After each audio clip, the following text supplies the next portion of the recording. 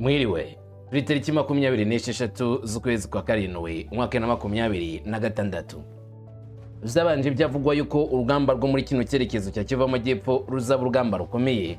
Bamwe baravuga bati ruzaba isibaniro ridasanzwe bitewe nuko buri wese adashaka guhara, wa mugani ngo buri wese ashaka gutsinda, ashaka kugaragaza neza ko ari umunyembaraga. Ivyo rero iyo bibaye abaturage akenshi niwe bahura n'uva gusenya, n'abafite umututu w'imbunda cyangwa se afite imbunda zo gukora kumbarutso baba barabisinyiye gupfa cyangwa se gukira, ariko abasivili bagahura n'ibyago. Muri Kivu Amajyepfo mu cyerekezo cya Kipupu, imirwano n'ubundi yongeye kuba isibaniro hagati ya Wazalendo ndetse na M23 mwihangana riremereye cyane. Wazalendo iravuga yuko mu mirwano ikomeye cyane umudugudu wa Kiseke bongeye kuyisubiza bawambuye M23 mu rugamba rutoroshye cyane rwabahuje bakarwana. Urugamba rukarangira nabi ku ruhande rwa M23, ari nako rurangira neza n'ibyishimo byinshi ku Wazalendo, bagaragaza neza cyane ko insinzi yabo iri kujya mbere. Ibi byavuzwe gute? Ibi byavuzwe nyuma yuko urugamba rwabereye muri kano gace ka Kiseke rwarangiye. Amakuru aturuka muri ibyo byerekezo avugwa ku ruhande rwa M23 avuga ko aka gace aribo bakagenzura, barangije kuvanamo Wazalendo. Rugabo Fidel ku giti cye yaje kwemeza iby'amakuru, avuga ko bakarangiye FARDC nka Wazalendo ibice bya Kipupu na Kiseke baravyigarurira ndetse bashyiraho umutekano ku buryo bweruye. Wazalendo yanyuze muri hepfundo kugira ngo igitero kimwe Kiseke, baravuga ko babigenje bate, turabigarukaho. Iri ni itsinda ry'abasirikari ba Republika ya Congo bitwa ingabo zidasanzwe zimaze iminsi zabwa imyitozo n'abasirikari baturuka ngo muri Isirayeli. Aba basirikari mubona imbere yanyu kimwe n'abandi bagenzi babo ngo basoje amahugurwa abemerera kuba abasirikari b'imbaraga inkorokoro ku mirongo y'imbere ku rugamba, ngo bajye kugaba igitero gikomeye cyane kuri front line aho baba boherejwe, kandi bazanira icyizere abakongomani. Gutsinda ikaba ariyo ntego ndetse no kurangiza ibibazo byose byibasira urasirazuba bwa Congo bikaba ikintu cy'ingenzi cyane bagomba gukora. Ibi byavuzwe cyane cyane mu gihe FARDC yari imaze iminsi igaragaraho gutsindirwa ku mirongo imbere ku rugamba. Ngubu iyo nkuru tugiye kuzajya tuyiga mu mateka, cyangwa se tuvuga ngo kera habayeho FARDC itsindwa, ariko FARDC yiminjiyemo agafu igira imbaraga izana imirwanire mishya ku mirongo y'imbere ku rugamba. Abangaba ngo bahawe imyitozo idasanzwe n'abanyembaraga kandi barashoboye, bagomba gutsinda urugamba rwose, bashobora kujyamo, bashobora guhindura ibintu byose ku mirongo y'imbere ku rugamba. Ari navyo bitegerejwe ko hari igihe gikomeye cyane gishobora kugera, maze abasirikari ba FARDC bafatanije na Wazalendo bakongera kwisubiza icyubahiro imbere ya M23, ari nako bahagarika M23 mu bikorwa byo gukomeza kugenda yigarurira ibice bitandukanye byo mu burasirazuba bwa Repubulika ya Demokarasi ya Congo. Icyakora ibi byose bivugwa kuri M23 cyangwa se byose bivugwa ku mirongo y'imbere ku mirwano aho FARDC ikomeje gukorera, ndetse na M23 kabiri gushaka uburyo yakomeza gukora ibikorwa byo bya gisirikari. Hakomeje kuvumbuka amakuru agenda atungurana cyane, aho uruhande rwa FARDC ibyo ruvuga ngo rugiye gukora basanga na M23 yakaniye ko hari ibyo iza gukora, maze bigatuma icyitwa imirwano gikomeza kuba ikibazo kiremereye mu karere k'Uburasirazuba bwa Repubulika ya Congo. Turabigarukaho. General Muhoozi Kainerugaba yahuye na Perezida Paul Kagame i Kigali ari kumwe na Mwenda, bagiranye ibiganiro bihariye mu bufatanye bw'ibihugu zombi, aho banaganiriye ku bijyanye n'amahoro mu karere ka Afurika y'Uburasirazuba, by'umwihariko mu burengerazuba bw'u Rwanda ni muri Repubulika ya Congo. Iby'intambara wongeye kubiganiraho, ituze muri kano karere ngo ni ikintu cy'ingenzi cyane. Perezida Paul Kagame n'umugaba w'ingabo za Uganda UPDF ariwe General Muhoozi Kainerugaba bagiranye ikiganiro kitari gitoya, ariko kandi nanone yabanje guhura na General Mubaraka Muganga, ni umuyobozi w'ingabo z'u Rwanda. Aba rero bagiranye nabo ibiganiro, ariko ngo FDL na Congo bari guhindura amasezerano ya Washington DC muko babishaka. Akaba ari kuvugwamo ibihugu bitandukanye birimo Angola, birimo Bubiligi, birimo Afurika y'Epfo, ngo byahawe uburyo FDL ngo yifuza kurangiza kino kibazo cyo muri Congo, ngo ikirego u Rwanda rukomeza kuvuga kuri Congo ko u Rwanda ko Congo icumbikiye FDL ishaka guhungabanya umutekano w'u Rwanda, ngo bagiye kugikuba na zero, ngo maze impamvu z'intambara muri Congo zibe zero zirangire. Bimeze gute? Ndaje mbikubwire ibiri kuvugwa byose, nta na kimwe kize ku ruhande, ahubwo byose ko bizakabaye tubigarukeho. Wanyemera nkaguha ikaze, hanyuma tukaza turebera hamwe iby'uyu mugambi nanone uri kuvugwa yuko ngo Uvira yabiri kugotwa bikomeye cyane na M23 mu buryo bw'ibanga. ntabwo nzi ibyo wabimenye.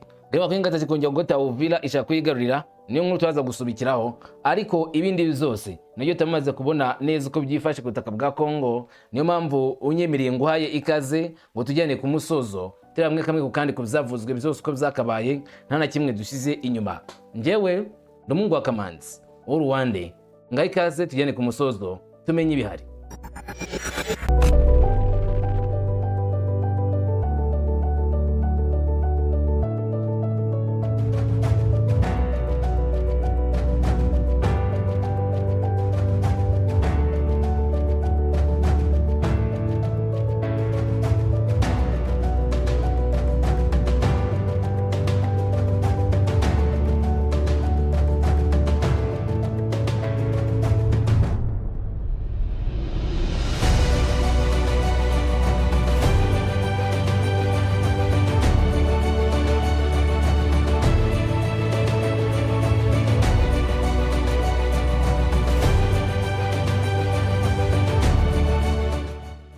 Duhera hanga ku mirongo y'imbere ku rugamba nko muri Kivu y'Amajyepfo havugwa intambara itoroshye. Wazalendo bakaba ari kwivuga yuko Kiseke bungeye kwigarurira bayambuye M23. Tariki 25 z'ukwezi kwa karindwi n'umunsi Fidel Logabo uvugira twirwaneho muri Kivu y'Amajyepfo yavuze ko bagavye igitero gikomeye cyane kuri FARDC na Wazalendo, bakabambura agace ka Kipupu ariko n'imidugudu bituranye. Agace ka Kiseke nako kakabamwe mu duce twigaruriwe bikomeye cyane kari muri gace ka Mwenga. Na gace ka Mwenga wavuga ngo ni teritwari ya Mwenga ugana mu bice bya Itombwe ariko ni hakurya gato ya Minembwe. Amakuru yemeza ko aka gace ka strategique cyane kuri FARDC kuko icyo gihe kuhagenzura kwabo byabaga biboroheye cyane cyane komeza kugenzura inza zigana mu Minembwe hakurya ya mu gice cy'Iburasirazuba. Hanyuma kandi nanone gukomeza kwa M23 kwari guca intege FARDC ku buryo bwuzuye. Wazalendo iravuga yuko nyuma yuko bakuwemo bongeye kwisuganya bahuza imbaraga ndetse n'ubushobozi, bati mureke dukora igitero gikomeye cyane tugaragaze ko tutaragafuka imvugo rimwe, twemerere abaturage bacu ko dushobora kugarura ituze ku butaka bwa Kongo, ko dushobora kugarura ibyatakaye birimo n'uduce twose twaba twatakaje ako mirongo y'imbere ku rugamba. Nyazuko duce tukongera kugenzurwa na Wazalendo kimwe na FARDC. Uko niko bahise batangiza urugamba rutoroshye kuri M23, birangira ngo M23 bayikoreye ibikorwa by'amfurambi. Agace ka Kiseke barakigarurira. Dore amagambo baherekesheje iyi video. Kiseke na gace gaherereye mu misozi miremire y'intara Kivu y'Amajyepfo, gafata cyane n'agace ka Mwenga murenge wa Itombwe hafi y'umupaka n'agace ka Fizi. Ni aka gace ka Kiseke gaherereye. Zalendo bakomeza bagira bati dore uko ingabo za RDF zikoresha indege zijya pilote mu turere dutuwe cyane n'abaturage muri Kongo. Iki ni icyaha gikorerwa ikiremwa muntu no kwica amategeko mpuzamahanga y'ikiremwa muntu. Bakimara ngo kwagera basanze inyumba, imidugudu, inzu z'aho ingabo zatwitswe n'ibitero za drone. Burya ngo muri cya gitero gikomeye cyane cyahangamuye FARDC muri iyi midugudu hakoreshejwemo drone za M23 ari nazo zari base abasikari maze basigare ku butaka ngo binjira bakora amasuku, ndavuga ba M23. Rero ngo Wazalendo bamaze gukora agatendo ko kwisubiza aka gace ka Kiseke ngo basanze inyubako zimwe zatwitswe na M23 batazira u Rwanda. Bavuga yuko ibyo ngibyo ari ibyaha by'intambara bikorwa byibasira inyoko muntu, byakozwe rwose ngo ntacyo ababikoze bitayeho, ari ibyaha byo kwamaganira ku ruhande mpuzamahanga cyo kwamagana ku rwego rukomeye, kuko ari ibyaha bibi z'intambara bikomeje gukorwa n'ubutegetsi ngo bw'u Rwanda. Bavuga M23 ngo ingabo za M23 batazira u Rwanda izo zikoze ivyo bikorwa, bakavuga yuko ari ibintu bigaragaza neza cyane ubunyamwuga bukeya, ndetse bagahamya neza ko icyo bazanye ari amahoro, ibitandukanye nuko M23 yo iri kwitwara muri kino gihe cy'igikorwa cy'igitero kidasanzwe muri kara karere kaganda muri Kivu y'Amajyepfo. Nyine birumvikana ari imirwano ikomeje kubera ariko muri Kiseke. Hanyuma ariko nkuko bikomeza kuvugwa n'abari kuri front line, bamwe bavuga yuko ibyagaragaye by'isenywa ry'amazu utakemeza 100% ko ari M23 yabishindwa, kuko ngo na leta ya Kongo ikunze gushinjwa ibyaha nk'ibyo ngibyo ku rugamba, ikora ibyaha by'intambara.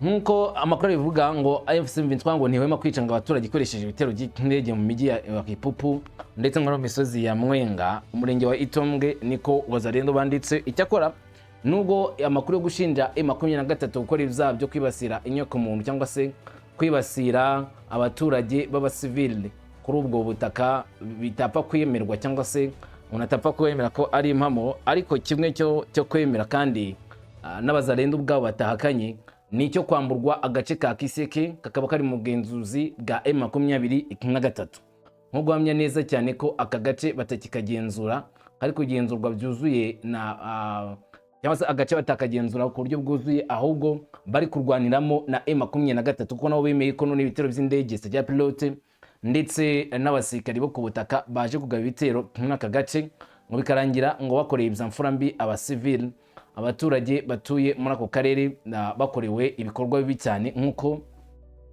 Wazalendo babigarukaho mu nkuru yabo bashyize kuri X, nko kugaragaza neza ko M23 ibikorwa ikora ari ibyaha by'intambara, ariko bo icyo bakora ngo ari gutanga amahoro n'umutekano ku nzirakarengane, ku basirikari bose ba Wazalendo, ngo icyo bashyize imbere ari umutekano wuzuye w'abasivile muri ako karere.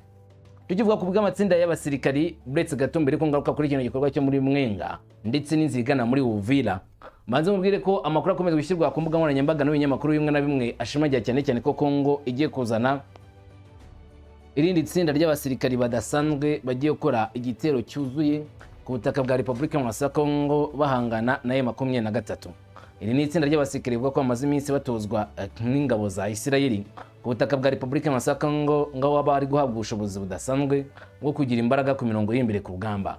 Mu gace ka Kibomwango habaye isozwa rya batayo nyinshi zisoje imyitozo za gisirikari, batayo z'ingabo zidasanzwe, imyitozo yakoreshejwe n'abarimu ba Isirayeli baturutse muri Isirayeli kugira ngo izi ngabo za FARDC zigira ubushobozi buhambaye bwo gukora ibitero bikomeye cyane no kwibasira uwo bita umwanzi ku mirongo y'imbere ku rugamba, ndetse no kuzuza uburyo bukomeye cyane bw'uburinzi muri ako gace ndetse no kuhashyira amahoro, nk'uko babigarukaho nk'igikorwa gihimbaye leta ya Kongo yitayeho ku buryo bukomeye, ihamya neza cyane ko ari bwo buryo bwiza bwo gucungira umutekano abaturage b'inzirakarengane. Iki gikorwa cyo kugenzura cyangwa se igikorwa nyirizina kivugwa cyo gukurikirana abasirikari bagahabwa imyitozo igezweho, bagahabwa ubushobozi bwose bukwiriye kugira ngo babe abasirikari b'abanyamwuga,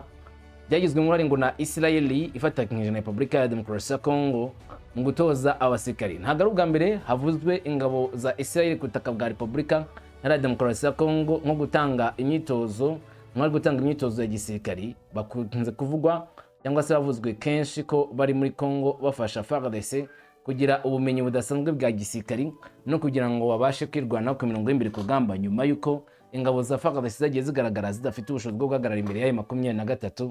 Ibyaze guherwa bivugwa yuko abanyayisirayeli batumijwe na leta ya Kongo ngo baze gutanga umusada mu gutoza abasirikari ba FARDC ngo bagire ubwo bushobozi. Hanyuma reka ngaruke kuri iyi nkuru irebana na General Muhoozi Kainerugaba ndetse na Perezida w'u Rwanda Paul Kagame bahuye bakaganira. Ni ikiganiro bivuga ko cya kiganiro cy'ingenzi cyane hagati y'impande zombi. Perezida Paul Kagame yakiriye General Muhoozi Kainerugaba uyu munsi, umuyobozi w'ingabo za Uganda UPDF, Uganda People's Defense Forces, ni mu nama yabo bunguranye ibitekerezo ku bufatanye bukomeye hagati y'u Rwanda na Uganda ndetse no ku ngingo zijyanye n'amahoro n'umutekano n'ituze mu karere, nk'uko n'ibinyamakuru bimwe bigarukaho ko ikiganiro cy'ingenzi cyane hagati y'aba bayobozi bombi. Ibiganiro byongera kandi kwemeza ko ibihugu zombi byiyemeje gukomeza umubano wabyo no guteza imbere amahoro arambye ndetse n'ubufatanye bwa hafi mu nyungu z'akarere, ari nacyo ngo cyitaweho cyane aho akarere kagomba kungukira mu mutekano. Kubw'ibyo Uganda ndetse n'u Rwanda bagomba gufatanya kugira ngo akarere gatekane kandi amahoro yungukirwe na bose.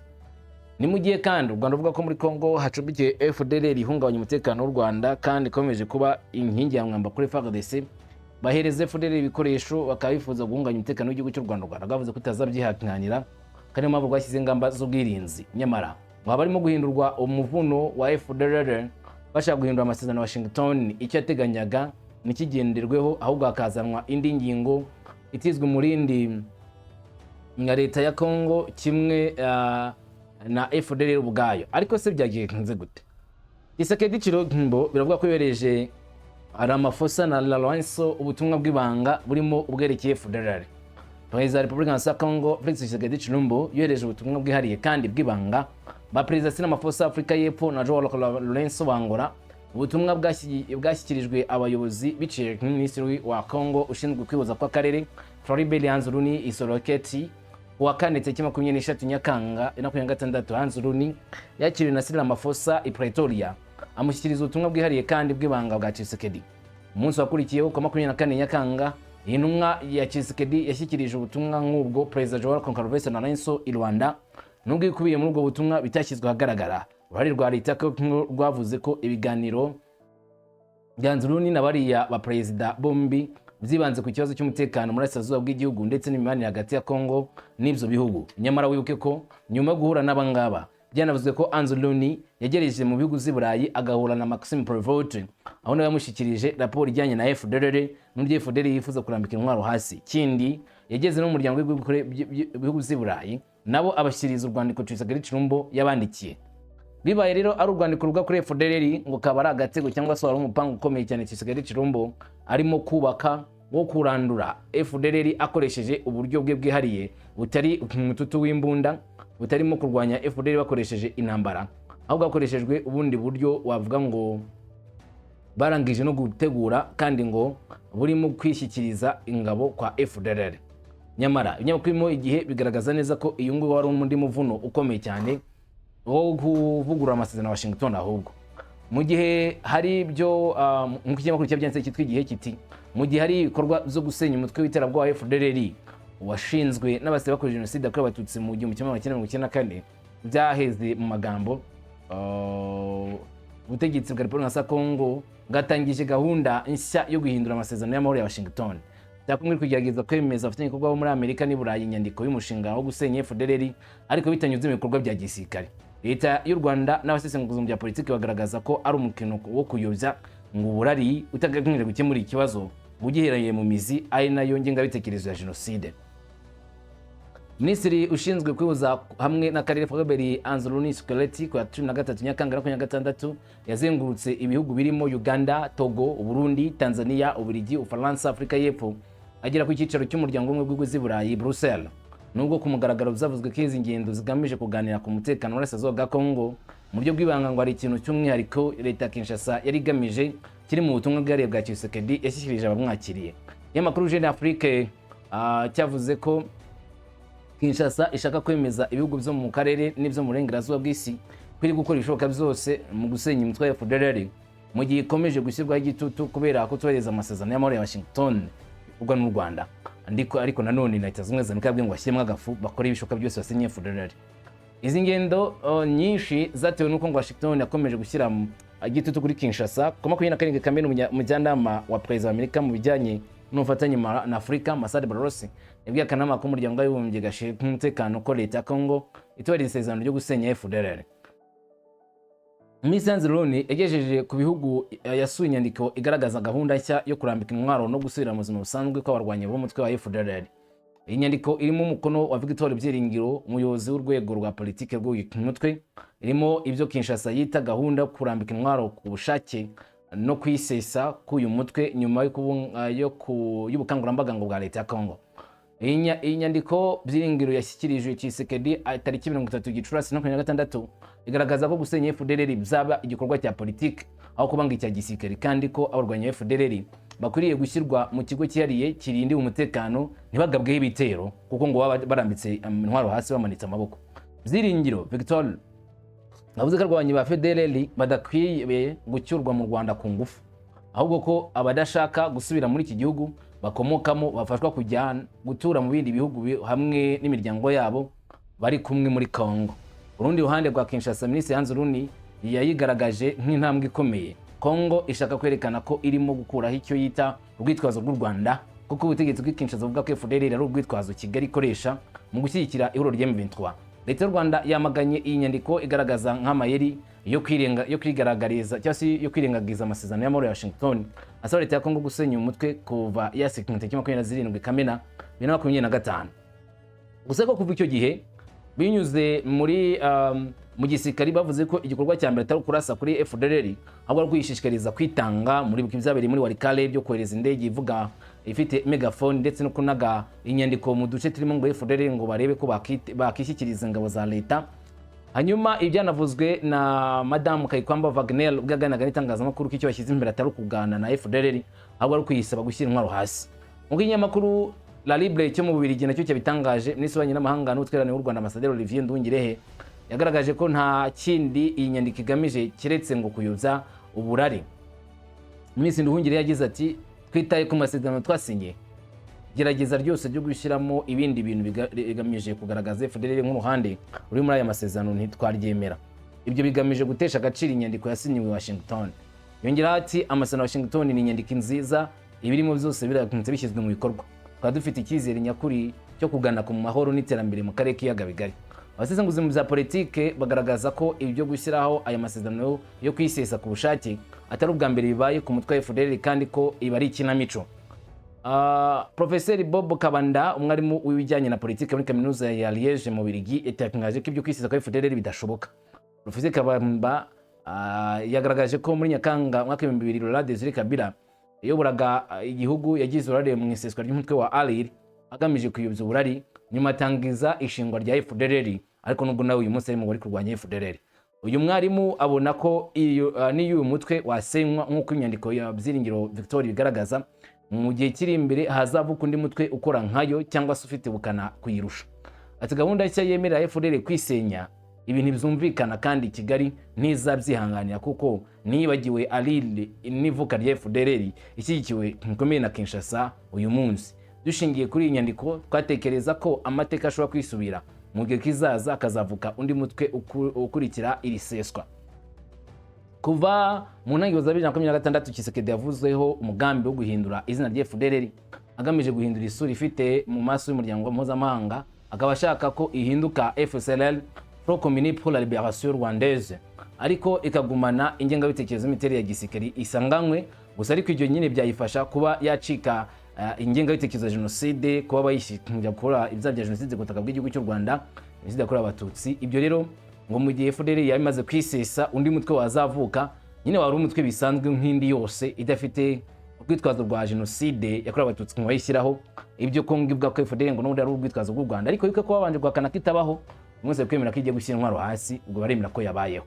Ibi rero nibigaragaza neza cyane ko Kongo iri mu bikorwa bihambaye byo kumvikana n'ibihugu z'amahanga mu bijyanye no guhangana na FDLR, cyangwa se no kwemeza ngo ibyo Washington iteganya, ari navyo Kongo ivuga ko iri gushyira mu bikorwa binyuze mu kwemera ko FDLR irambika intwaro hasi. Urabona Anzuruni ibyo ni ibihugu yagiye anyuramo, aho ngaho yari kwa Museveni, aho ngaho yari kwa Evariste Ndayishimiye, unamubona amuhereza urwo rwandiko Tshisekedi Tshilombo yanditse, aho ngaho yari kwa muri Togo kwa President Gnaskibe, hanyuma aho ngaho yari muri nanone mu Burundi, hanyuma aha yari muri Tanzania naho yasuye, ndavuga bwana Anzuruni, aha yari mu Bubiligi kwa bwana Maxime Prévost, aha ngaha yari muri yari mu gihugu mu Faransa, ni muri ambassade mu Faransa. Hanyuma aha ngaha yari mu muryango w'ibihugu z'i Burayi, uyu ni uhagarariye umuryango w'ibihugu z'i Burayi. Aha ngaha yari muri Afurika y'Epfo kwa Ramaphosa, aho hose nyine yagiye ahura n'abayobozi b'ibi bihugu baganira, abashyikiriza urwandiko Tshisekedi Tshilombo yamuhaye ngo agaragarize aya mahanga ibibazo bikomeye cyane ngo byibasiriye Repubulika ya Kongo n'uburyo Kongo yifuza kubikemura mu mahoro, binyuze cyane cyane mu kwemera ko Kinshasa izarandura FDLR, kandi kwirandura bihereye cyane cyane kuko FDLR nayo ubwayo yemeye kurambika intwaro hasi ikajya mu buzima busanzwe, ikareka ibikorwa bya gisirikari bibatumye umutekano w'igihugu cy'u Rwanda, ubwo rwitwazo ukaba rurasenywe burundu.